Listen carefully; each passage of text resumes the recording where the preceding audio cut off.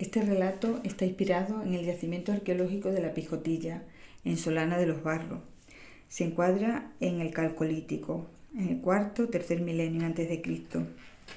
La vida de un poblado de esta época estaría muy relacionada con sus preocupaciones por la supervivencia.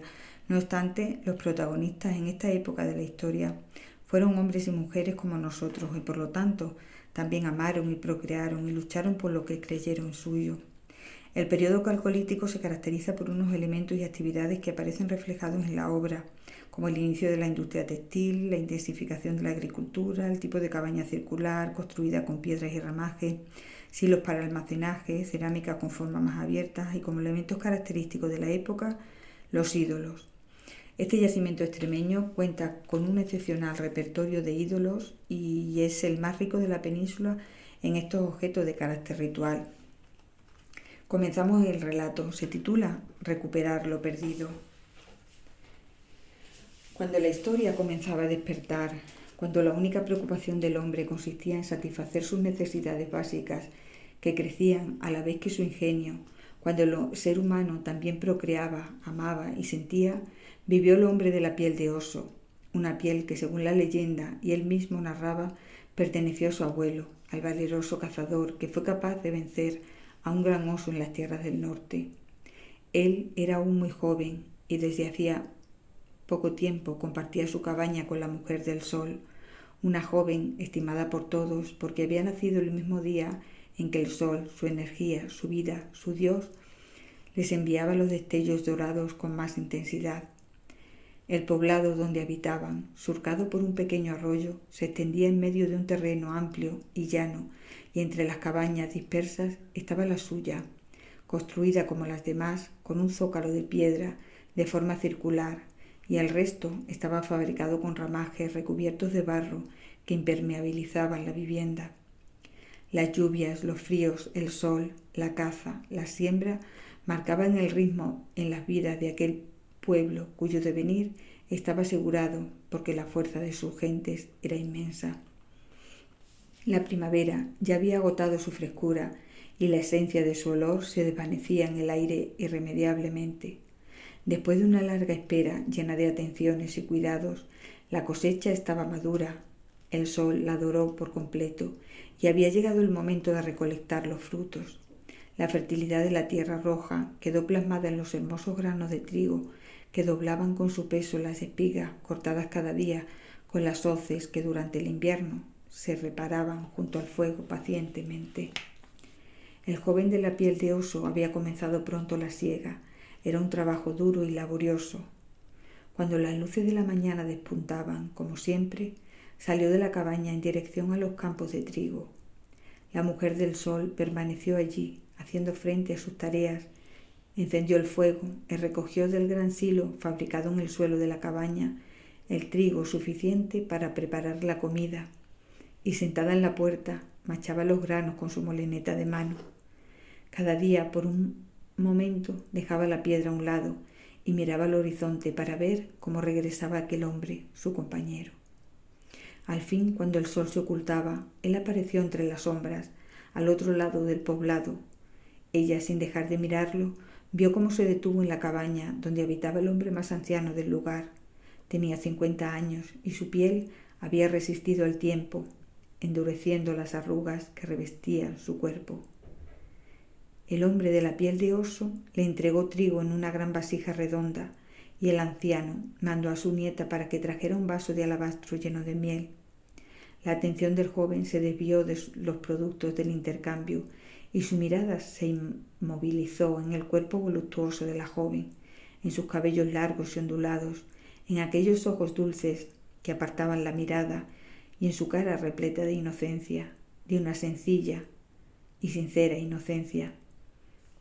Se marchó de allí, volviendo la cabeza hacia atrás, observando el ligero movimiento de aquella niña silenciosa y frágil. Al día siguiente, él debía continuar con las tareas de siega, y mientras se alejaba, su compañera colocó el telar en la puerta de la cabaña y, sin dejar de observarlo, comprobó cómo desviaba su recorrido habitual y cómo pasó ante la niña de miel, a quien sonrió sin dejar de caminar. Esa misma tarde se desencadenó una gran tormenta de verano que impidió a los hombres continuar con la siega y les obligó a permanecer en sus cabañas durante varios días reparando las puntas de flechas para la caza o tallando agujas de hueso.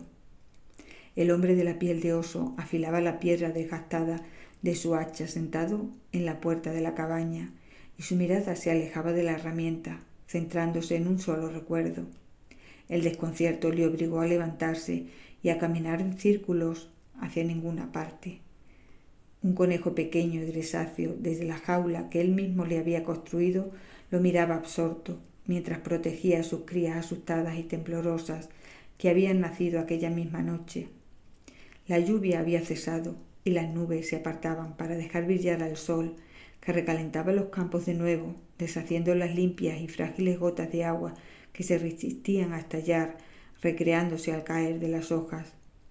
El calor húmedo que invadía la cabaña aquella noche de verano mantuvo despiertos a los dos jóvenes. Ambos yacían sobre la estera que recubría la tierra compacta del suelo. Ni el susurro de su respiración se oía, ni el parpadeo de sus ojos en la oscuridad, tampoco el paso de las sospechas, ni el de las intenciones siquiera. Antes de que la luz lo inundara todo, el poblado ya estaba despierto y las espigas tersas y rebosantes aguardaban de nuevo las hoces que aliviarían su espera. El joven de la piel de oso se dirigía hacia ellas, deshaciendo una vez más su camino para recrear y alimentar aquella nueva fantasía. La mujer del sol, después de arrojar los desechos en la zanja próxima a la cabaña, la que un día sirvió para protegerlos de los muchos enemigos que acechaban y que entonces ya solo se utilizaba como vertedero, y después de seguirlo con la mirada, como cada mañana, entró en la cabaña y comenzó a invocar a su poderoso ídolo de alabastro, que lo escuchaba atento con sus grandes ojos abiertos de par en par. La joven lo agarraba con fuerza, y reía y lloraba, y se aferró a su consuelo hasta que el mal se desvaneció, porque su Dios así lo había querido. Al atardecer, su compañero volvía de los campos, lleno de tierra y de sudor, y al cruzar el umbral de la cabaña, vio a la mujer del sol ante él, a su mujer. Estaba completamente desnuda, y con los brazos alzados sujetaba sus cabellos negros con una aguja de cobre. Allí estaban los dos, frente a frente. Él se recreó mirando cada parte de su cuerpo, cada trozo de su piel, con los ojos llenos de incertidumbre. Después de observarla durante unos instantes, el joven quedó perplejo al comprobar que las formas y el contorno de la mujer se habían redondeado como los de una diosa de la fertilidad. Era evidente que aquel cuerpo se estaba preparando para que en el interior creciera su semilla que germinaría como el trigo en la tierra. Ella y él se multiplicarían como las plantas y los animales. Ella llevaba dentro la vida, una nueva vida. Emocionado, cogió su ídolo placa y pasó los dedos suavemente por el zigzag que le cubría la espalda, simulando el cabello, y le agradecía en silencio su dicha. Después se arrodilló ante ella y rozó con sus labios la piel tersa que protegía a su hijo hasta que llegase el momento tan deseado de nacer.